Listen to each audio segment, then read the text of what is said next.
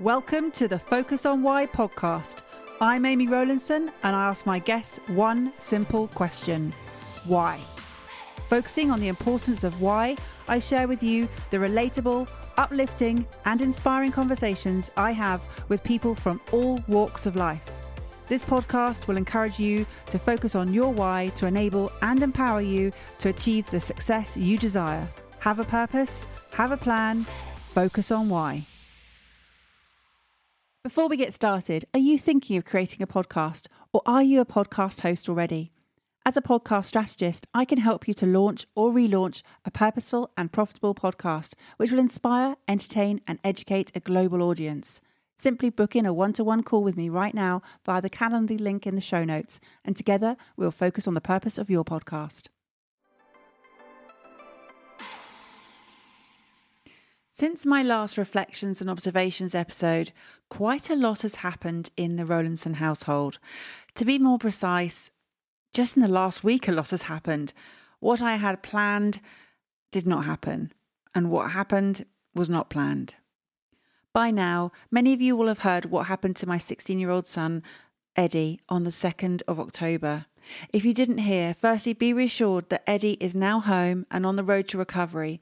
However, I thought it would be helpful to share the details with you to ensure the safety of your children continues to remain your priority at all times. Watching my son play rugby is one of my greatest joys of life.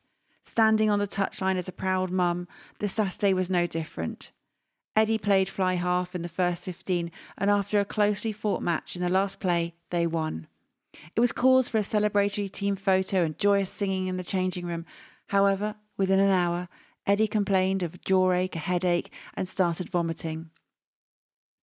During his school game, Eddie had taken a glancing knock to the right ear and temple from the opposition's knee when making a solid low tackle. He got straight up and was a bit dazed and said he had ringing in his ears, but he stopped after a few seconds. He didn't show any signs of being concussed and he passed all the tests that needed to be taken. He continued to play for the last 20 minutes of the game.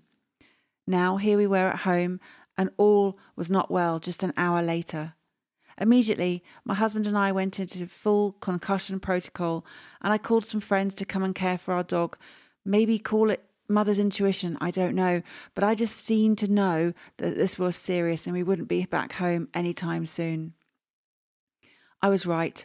After 2 hours under close observation in A&E, I insisted that Eddie was given an anti-sickness injection. The headaches were worsening. He was sent for a CT. Within minutes, we were told that Eddie had fractured his skull and there was a large bleed. Not on the brain, but in the space between the brain and the skull. Given morphine, Eddie was blue lighted to King's College Hospital and met on arrival by the neurosurgeon who explained the surgery that Eddie needed. A right temple craniotomy and evacuation of the extradural hematoma, and they disappeared off to theatre. John and I left the hospital and were told to wait in the car. The surgery was going to take 90 minutes.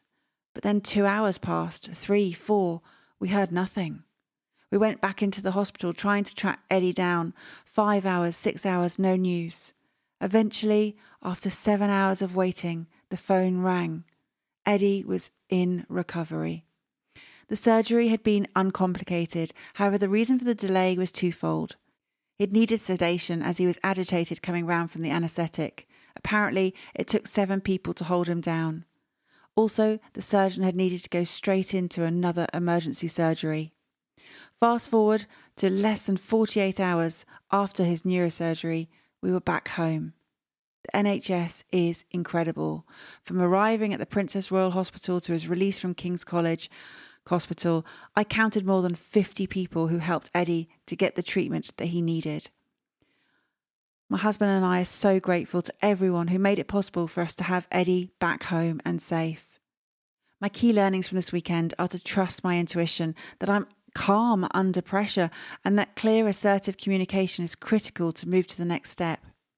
And our advice to you is to always err on the side of caution, to seek medical attention immediately. Don't wait to see if it gets better or subsides.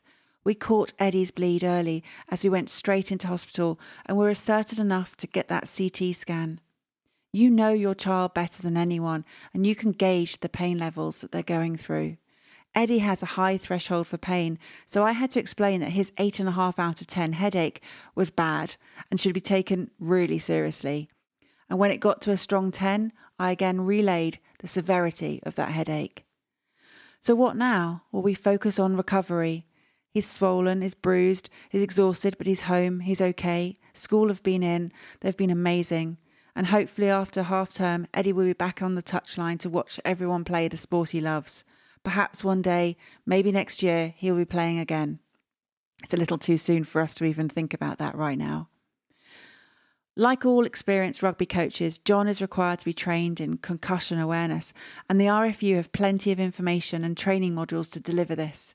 But if, like in Eddie's case, a concussion only presents itself after the player has left the purview of the coaches, then it's up to those around the player, particularly parents in the case of those under 18, to be aware of the signs of concussion and the protocol to follow as recommended by the RFU and consistent with NHS guidelines. I've put this link into the show notes, which is the RFU website, has the concussion awareness training module. So go and have a look, because these guidelines saved Eddie's life. Stay safe and stay vigilant. It was with Eddie's permission that I shared on social media what happened. Eddie is very private.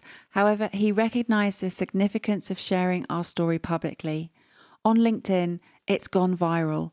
And at the point of recording this, it has reached over 137,000 views, almost 1,000 reactions with 250 comments. Now, let me make myself very clear. These are certainly not the circumstances under which I would have wanted any of my posts to go viral. However, also I do, because I appreciate that many people will benefit from the awareness that I've raised. By sharing something so private in the public arena, I now know that potentially other lives could be saved. I've been building my audience over years, and the value of that is such that when you have something important to share, more people will see it. You may have something important to share, however, it's of no use if no one has been listening. Visibility is key to effective communication, and this is where the audience piece comes in. Through Focus on Why, I've built a global audience where the podcast is being downloaded in 93 countries. And this is when something like this, which is so important to be shared on LinkedIn, many, many people have seen it. I've had second and third connections that have been reaching out to me. Other people who I don't even know have shared the post. One of those people is Matt Everett, and I asked him why he chose to share my story across his network. Hey Amy, for me there are a few reasons why I found this post so influential to me. What first drew me to it was the initial collective sense of achievement, the celebrations of a rugby team pulling together for a common goal, and that sense of euphoria when that goal is met. Then it was the power of intuition from a parent that can sense something isn't right. It isn't always parental, it's friendship, it's management. That sixth sense that comes with knowing someone so well that you have to simply trust your instincts, back your intuition, and push others to trust you that something isn't right. Then it was a sense of trusting in others, that helplessness that comes when you hand your caring instincts over to those that you know deep down are better equipped than yourself to help those you love. That is so hard to do. Then the sense of utter gratitude and deep down respect for those that help someone you love. Then what grabbed me next was the appreciation of teamwork again, almost full circle. Without the teamwork of those 50-odd NHS staff, who knows? So many moving parts that needed to work collaboratively and quickly to succeed. And finally, the time and courage to share the story to us all. Thank you. Well, my thanks goes to you, Matt, so much for sharing all of your insights. When I sought Eddie's permission to share the experience so publicly, I explained to him the learnings that would be taken by others, and your response to my post has just endorsed exactly that. So thank you. So with all of that off my chest, I needed to do that. Let's dive in to today's reflections and observations from the last 5 episodes. First is episode 209, Level Up with Victoria Eley. Believing that you become who you surround yourself with, Victoria surrounded herself with goal-oriented, high-level entrepreneurs. She shifted her mindset and removed hidden blocks to give herself a sense of purpose, to create a sustainable and ethical supported living property business. To improve your life and the lives of those you love, Victoria says it's all about who you have in your network, and by seeking out those people, she made the conscious decision to level up. Throughout her life, Victoria's loved helping others. She's cared for her disabled parents, nurtured sick animals back to health, and now she's helping vulnerable people when they find themselves in need of a safe place to call home. Victoria is proud to have built a business as a supported living landlord, providing houses to people in their time of need. And now she's on a quest to educate and encourage others to get involved in this great cause. Victoria believes that fear is temporary, regret lasts forever. She's adopted that as her go-to phrase. Public speaking is a big fear for a lot of people. It used to be one of mine. However, I've worked hard to change that. This weekend, I've been levelling up and I've spent my time surrounding myself with experts who speak at the Professional Speaking Association. I cannot describe just how incredible it is to be surrounded by these people who have so much energy, passion, and a desire to level up. I was invited to speak at the Speaking Business Summit 2021. My talk was called Podcast with a Focus on Why, and I focused on delivering a 25-minute talk to my peers, which I'm delighted to say was well received. I knew it would be because I'd centered the talk on what the audience wanted, what they needed, and what they valued. How was I so sure? I'd asked them. 3 weeks ago, I put a post out asking what they wanted me to cover, and that's what I delivered. It's simple, really. I didn't leave it to guesswork. I asked, they answered, and I focused on them. Nothing was left to chance, and that is why after I finished my talk, I received lots and lots of exclamation marks, which is a sign of appreciation and applause from the audience in the chat box, along with individual comments from Jackie Handy saying it was absolutely superb content. Lorna McCallum said it was so valuable. Mike Blissett said, "This has been awesome, Amy." Jim Boyd said it was been really valuable session, and Alan Stevens said it was a great presentation. Well, thank you, everyone. I am thrilled. I went to my first PSA meeting back in March 2020. I joined the PSA 2 months later in May, entering the Speaker Factor competition in September, and was in the final at the 2020 summit in October. I became a professional member in November, and I became Vice President for the South East region. Next year, I am President of the South East, and all this has arisen because I have levelled up. Last year, when I entered Speaker Factor, I was terrified. I was relieved not to have won, as it would have meant that I had to deliver the winner's speech this year on stage. However, so much has changed in a year, because this October I chose to speak. I noticed the growth of my confidence within. I've become the average of the 5 people who surround me. I've become held accountable from the peers that I surround myself with. And I've focused on my goal setting. This has not happened overnight. This has happened in steps taken sequentially, which have compounded over time. And it reminds me of the importance and the magic of thinking big, just like David Schwartz's book, The Magic of Thinking Big. I was recommended this book by my property mentor 5 years ago, and despite being published in 1959, this seminal self-help masterpiece was updated again in 2016 to make it more relevant to thinking big in the 21st century. It claims to be a go-to guide for a better life, starting with the way you think, and I'd have to agree with this claim. The book, with its practical, engaging and empowering style, allows the author to get to the very core of why thinking big will make you live big. He motivates and inspires you to add value to things, to people and to yourself. To think big by visualizing what can be done in the future. To launch yourself to success with the power of belief. To get big results by believing big. To use your mind for thinking, not simply a warehouse for thoughts. To overcome the problem of age being too young or too old. To develop the big thinker's vocabulary. To defeat disbelief and the negative power it creates, to make your mind produce positive thoughts, to do more and to do it better, to turn on to your creative power, and to capitalise on the power of now. These are just 11 points that he makes from a list of 84 actions in the book. The chapters coach you to build your confidence, to take action, and to discover success. The difference between success and failure is found in one's attitudes towards failure, setbacks, or obstacles. How do you turn defeat into victory?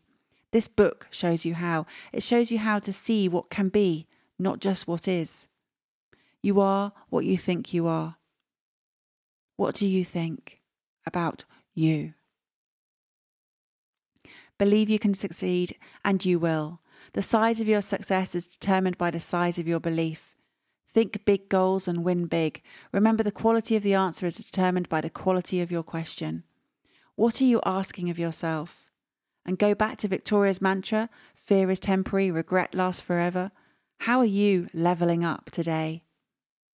My next reflection is on episode 210, Spectator in Your Own Mind, with Imogen Edwards-Jones. Imogen is my cousin, and many a summer I have spent listening to her wonderful storytelling as we meet up at our parents' homes in France. Now is a perfect opportunity for me to share her tales with you. Responsible for the hugely successful Babylon series, which includes the Sunday Times bestsellers Hotel Babylon, Air Babylon, Fashion Babylon, the series has sold over 1.5 million copies in the UK alone. It's been translated into some 20 different languages worldwide and been made into 2 BBC primetime TV shows. Imogen is a broadcaster for BBC Radio 4 and Radio 5 and television presenter. She won the Independent Scholarship from Bristol University, where she read Russian. And she's written for numerous Fleet Street newspapers and magazines for the past 25 years. Cataloguing the fall of an empire prompted an instant love affair with Russia. Moving on to explore various Babylonian worlds, the lure of black magic transported her back into the heart of St. Petersburg. Whether she is ghostwriting or writing about witches, her books speak volumes.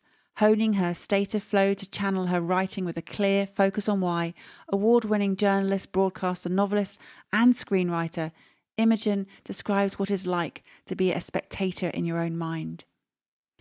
Imogen caught my attention in this episode with what appeared to be a flippant remark about writer's block, saying that she's not rich enough to get it. What's the phrase I'm thinking of? Yes, the truth is offset in jest. For Imogen, writing is a passion. However, it's also her profession, her vocation and her mission. It's a classic case of ikigai. And she also spoke of the magic of being in flow. Yes, writing is her living. However, it's also to do with her why. She's focused on her goal, and there's a strong underlying need which is driving Imogen to write, which combines with her want to write. It's a winning combination. My focus on writing varies. I write these reflections prior to sharing them with you in the spoken form. I also write weekly newsletters, blogs, speeches, stories, emails, journal entries, podcasts, show notes, social media posts, letters, scripts. And at school I used to write poetry and essays, but the one thing I've yet to write is a book. It's on the cards, and in preparation, I recently read On Writing, a Memoir of the Craft by Stephen King. A brilliant example of how to knit the genius of storytelling with teaching. And I hope to do this one day with focus on why. If you want to be a writer, you must do 2 things above all others: read a lot and write a lot. Every book you pick up has its own lesson or lessons, and quite often the bad books have more to teach than the good ones. This is what Stephen King says in his book. So there it is. Stephen King has given you and me permission to read, and despite a desire to focus on writing today, already reading has crept its way back into the picture for me. Writing and reading have entertained and educated people for millennia and appear almost inseparable. According to the British Library, the origins of writing vary, and new archaeological discoveries could change the dates that we currently understand. Full writing systems have been invented independently at least 4 times in the history of the human. A system of writing called cuneiform was used between 3400 and 3300 BCE in Mesopotamia and in 3200 BCE in Egypt. In 1300 BCE, during the late Shang dynasty in China, there was evidence of a writing system, and also in Mesoamerica between 900 and 600 BCE. So fascinating. And since studying the science and history behind communication at university for my linguistics degree, I continue to be fascinated by writing and how writing differs in its many forms. Two recent guests on Focus on Why have been fabulous writer, copywriter Jackie Barry, and also award-winning journalist Imogen. Both have spoken about and advocated living in the moment. And again, it reminded me of something that Elizabeth Gilbert wrote in Big Magic about creative living, living a creative life, an amplified life. I advocate living versus existing, and to take that to the next level, how about trying creative living? Elizabeth Gilbert said, "I never promised the universe that I would be a great writer. I just promised the universe that I would be a writer." Giving myself permission to focus on writing each day is taking me ever closer to writing my first book. And I'm mindful of the advice from Elizabeth Gilbert, Stephen King, and Imogen Edwards-Jones. The majority of people who start writing a book don't follow it through to completion. Each day, I focus on writing. How about you? How does writing feature in your life and your work?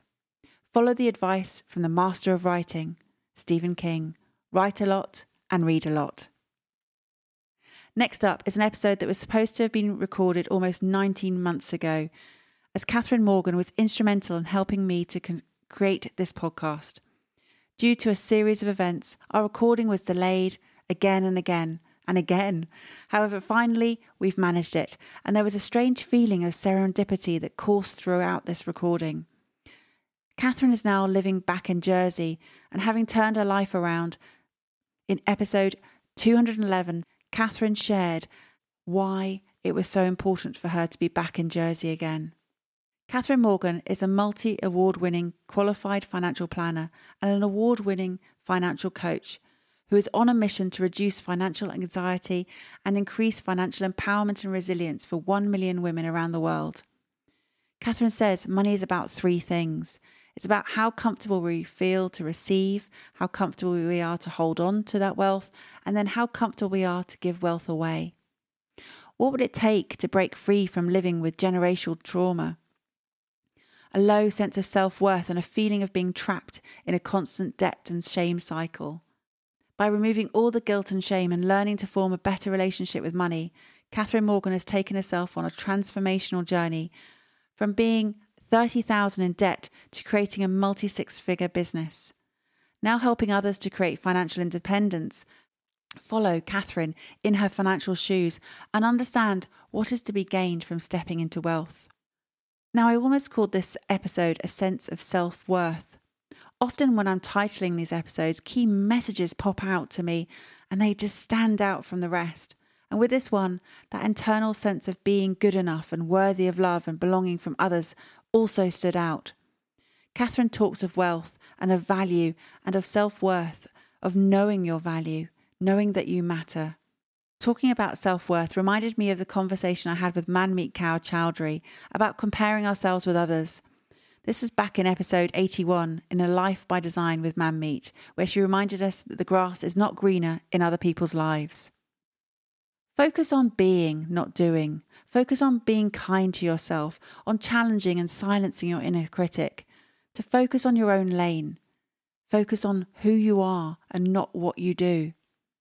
This takes me on to the COAL method developed by Daniel J. Siegel, MD. Siegel received his medical training from Harvard University and completed his postgrad medical education at UCLA with training in pediatrics and child, adolescent and adult psychiatry. Siegel's COAL attitude focuses on being curious, open, accepting and loving towards yourself and your experiences rather than being self-critical. Siegel describes it as time in, not time out. Time in for you, a mindfulness session where you can check in on your self-reflection, where you tune into your own mind, helping you to know yourself, to understand your emotions and to choose how you behave. When you take time to adopt Siegel's COAL attitude, you can challenge your thoughts and how you want to differentiate from negative past influences. In this way, you give your life meaning and direction without falling victim to the inner critic that could hold you back from achieving your goals. What does self-worth mean to you? How do you apply the COAL attitude to your life? Now, something else that Katherine mentioned was a word, a single word. She picked a word that meant everything, that tied all the strands of her life together. And for her, that word was spaciousness. And this reminds me again of the episode of Chasing Freedom with Julie Crefeld, episode 137. Julie also chooses one word. She chose authority. And I decided to choose opportunity for this year. And as 2021 nears its end and 2022 beckons, I reflect on how the word opportunity has served me. Opportunity, a time or set of circumstances that makes it possible to do something. I have created so many opportunities this year, and I've been open to receiving them too. I know there are still many more to come. Do you have a single word that you focus on? If you don't, what word do you choose? Before I leave Katherine's episode, I wanted to highlight the importance of stepping into wealth. Financial literacy is a topic I am passionate about, and it's not because I love numbers. I still favour words more than numbers, but numbers matter. My focus is on education, on knowledge and awareness of numeracy. And this is where my focus switches from financial numeracy to financial literacy. I'm a keen reader of non-fiction, and over the last 5 years, I've read hundreds of business strategy, personal development, entrepreneurial mindset, leadership, and property-related books. But I have noticed that only 25% of these have been penned by women. I've raised this issue before. So how are the younger generations supposed to be influenced by women if they have so few women role models to aspire to, trailblazers, women who can show them what is possible in life, to show not only the next generation, but this generation, what they could still achieve and how they can still shape the future? It's never too late. This is why I focus on why, and this is why I share all these messages on this podcast, so that I can create the opportunity for people to have a platform to share their message with others. You've likely heard of Rich Dad, Poor Dad, the book written by Robert Kiyosaki, but have you heard of Rich Woman? Rich Woman was written by his wife, Kim Kiyosaki, back in 2006, and it was one of the first books that I read. And it was when I was making my decision to invest in property professionally. After reading this book, I made a commitment to myself to empower as many women as I could along my journey. And this is one of the reasons I set up a Women in Property Mastermind back in January 2017, which is still going strong today. In the world of investing, the how to invest, how to buy a rental property, choose a stock, or get a good return on your investment is the same for women as it is for men. So why is there a need for a book on investing that's just for women? Well, the answer is because when it comes to money, men and women are different, historically, psychologically, mentally, emotionally. Katherine knows this, which is why her focus is to help women, to reduce financial anxiety and increase financial empowerment and resilience. I'm there to help support Katherine with this mission by sharing this episode with you. I'm hoping that her message will be received by more and more people. Today, more than ever, women can no longer depend on someone else, be it a partner, parents, boss, or government, to take care of them financially. What was true for their mothers and grandmothers is not applicable to them today. In Kim's opinion, and I do agree, women must learn to invest to ensure a secure life for themselves and for their children. The rules of life have changed, and it's time that we take control of our financial futures. So what can you do? Take action now. Teach yourself first and then help others. It's that old adage of sorting out your own oxygen mask first to breathe and then be able to help those around you to breathe. I've been educating myself. I've been learning finance. I've been running businesses. I'm now passionate at helping others to do the same. Have fun. Engage in your community and give to others. That's the fulfilment piece. That's the focus on why. Position yourself around good people and create a 100% team of supporters. It's time to rise above the obstacles, to rise beyond where you think you can go, to rise up to your financial genius. And as Kim said, it's rising time. Next up is episode 212, Live from Your Heart with Diana Hartley.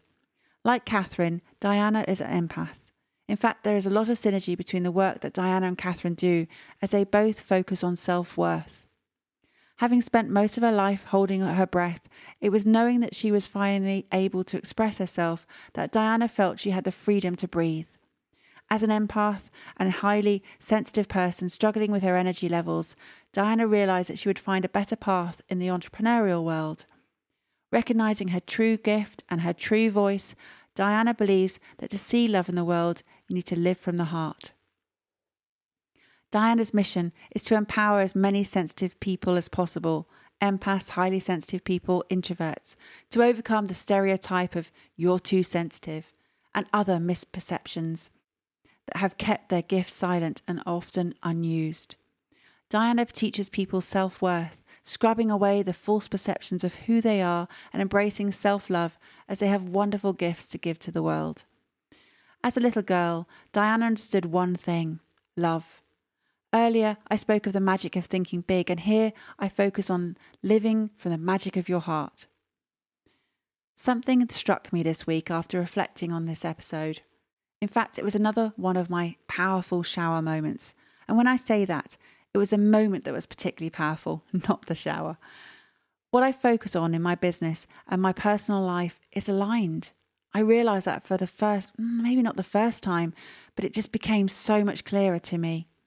Having been personally touched by two close friends who have lost their sons, aged 16 and 18, my volunteering work is focused on the hearts and the minds of those around me.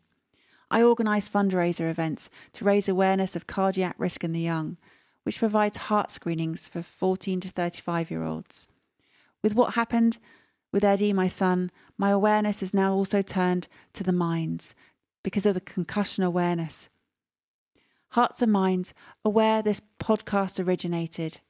Have you heard the expression winning the hearts and minds of people? It's something that Simon Sinek discusses in his fabulous book Start With Why. It's when we make emotional or intellectual connections that influence the decisions of people through their hearts and their minds. Knowing the difference between the why and the what. The difference between speaking from the heart and the mind. According to Sinek, when we talk about what we do, we're able to describe it using facts, figures and visuals which help people to hear, see and understand. And when we communicate why we do that, it's harder for us to describe and put it into words because it just feels right. It's our limbic brain that's making these decisions. I hadn't thought about all this before I read the book. Before, I just knew it was a decision. It was that intuitive gut feel. I didn't realise it was a decision from the heart. We're so bombarded with information today that sometimes taking that time in, like Siegel said earlier, to listen to our intuition, then you can achieve a balance of your heart and mind decisions. And just because you can't describe it, can't describe how you feel about something, doesn't mean that you should dismiss it or challenge it. Challenge that rationale for your decision making. I trusted my intuition with Eddie, and I used my heart and mind combined thinking. I focused on my why. Your purpose, your why, sets a course for your life, your business. The why always comes first. And this is why when I hear that question, so what do you do? It's when I wince, I falter, my hackles instinctively go up. I stop, I shift a little on my feet and smile politely, give my answer. This kind of conversation isn't off for a good start for me. People might spot that wave of disappointment wash over me. I'm not a poker player, I can't disguise it. The micro facial expressions would have given me away. What is my problem with this question? So what do you do? What I do for a living is an easy question for me to answer. I love what I do. I know what I do and I know why I do it. That's not the issue here. It's just that in that moment, by starting with that question, the other person is using my profession as a foundation of whether I'll be of interest to them. They're placing a bias label on me, putting me in a neat pigeonhole in their mental filing system, slotting me into where I fit into their map of the world. And it's for this reason that I find this question a problem. There's an obsession with someone's profession, and we are so much more than just this one aspect of us. Our profession is just one part of who we are. And it's why I avoid asking the question, what do you do? And instead ask engaging questions that open up opportunities for people to share more about what they do in life and what is important to them. It gives them an opportunity to share what lights them up. How much more fun is that conversation going to be then? So don't fall into the trap. Life is all about the people you meet and the things you create with them. Start out on a more positive footing. Be inquisitive, be curious, be interesting. What brings you joy in life? What are you focusing on at the moment? What has surprised you this week? Ask these questions instead. Don't ask, what do you do? Change it to the focus on why. I shared this thought recently on LinkedIn, and I want to give you a couple of extra questions supplied from other people. So firstly, a shout out to Rachel Kehoe, who says she has a friend who asked a slightly different question. What do you do in your life that you love? And another shout out to Paul Watson-Gover, who says that Tim Ferriss says that a better alternative to this question is, what are you most excited about right now? I love both of these, so add them to your greetings toolbox and help empower people to understand their gifts, just as Diana Hartley does. Do you live from your heart? Are you able to understand what's going on inside you, what your true gifts are, and what your true voice is? Try living from the heart. And my final reflection today goes to episode 213, Innovation with Courage, with Dr Lizzy Bernthal. After serving 25 years as a healthcare professional in the British Army as a Lieutenant Colonel with a PhD in psychological well-being, Dr Lizzy Bernthal has a new mission in life: to eliminate toxic leadership from the workplace. Showing people how to overcome their inner war zone, Lizzy is empowering those who lack confidence or are too scared to speak up or show up, creating ripples of positive change, believing that failure is purely feedback, and encouraging people to become powerful and purposeful leaders. Lizzy demonstrates that innovation takes courage. Lizzy learned a huge amount about leadership when she was in the army. Whilst facing adverse situations, she learned so much about herself and what her strengths were. She also learned about how she could learn and grow and what she could do differently. It's all about the feedback, she said. Every minute of every day is feedback. There's no such thing as failure. Failure is purely feedback. Lizzy challenges the status quo. She challenges what the meaning of integrity is and whether she's living with integrity. She challenges innovation, saying you cannot have innovation without courage, because innovation by definition is a risk. And in order to take a risk, that takes courage. One of my observations from Lizzy's conversation is that we live in a world of paradoxes. It's true. A lot of what we face in life is paradoxical, but what is the purpose of a paradox? It is to arrest attention and to provoke fresh thought. And the paradoxes that Lizzy shared in her episode provoked much fresh thought for me. Lizzy worked in a fighting organisation, yet she saved lives. She was in a profession where she had to be willing to sacrifice her own life to save others. She had to overcome her inner war zones to achieve peace of mind. She spoke of failing, and the paradox of failing means you're more likely to succeed. The paradox of being true to yourself is in conflict with belonging and fitting in. Reflector on Diana again, love is also a paradox, being so simple, yet so complex too. And the paradox I face all the time is the more I learn, the more I realise I don't know. Freedom and commitment are in opposition with one another, just as we seek certainty in a world of change. And going back to public speaking, the more scared I feel, the more I do it. Yet another paradox. Lizzy was a finalist in this year's Speaker Factor competition from the PSA. The same competition I was a finalist last year. So many people on this podcast have also been in that same competition. And this year's Speaker Factor winner was my good friend, the wonderful Camilla Long, who shared her message in episode 126. Now, I encouraged Camilla to join the PSA, and look what she's gone on to achieve. Surrounded by people who have supported her, Camilla has been true to herself. She's focused on why. And like Victoria Eley, she levelled up. Like Imogen, she was a spectator in her own mind. Like Katherine, she knew her self-worth. And like Diana, she lives from her heart. And like Lizzy, she showed her innovation with courage. PSA President Dr Linda Shaw chose the theme for this year's Speaking Summit as Going for Growth, with several sub-themes of growing with a team, growing it alone, growing new seeds, growing with collaboration, and growing the whole you. A podcast straddles all of these themes. However, my part in the summit was to show people how to podcast with purpose, how to stand out from the crowd, and how to grow a podcast from a single seed. I focused on innovation and creative thinking. Linda planted a seed back in my mind in May this year, when on her professional development neuroscience program, she shared a paradox that affects all of us. Change is the only given. The seed has been growing ever since. What seed will you plant today? Thank you for listening to Focus on Why with me, Amy Rowlinson. To show your appreciation and to help other listeners understand what value you have received from tuning in today, please leave me an Apple Podcasts 5-star review. Remember, the conversation doesn't end here. To keep it going, connect with me on LinkedIn, Instagram, Facebook or Twitter, or join the inspiring, uplifting and positive Focus on Why Facebook group. All the links are in the show notes. Have a purpose, have a plan, focus on why.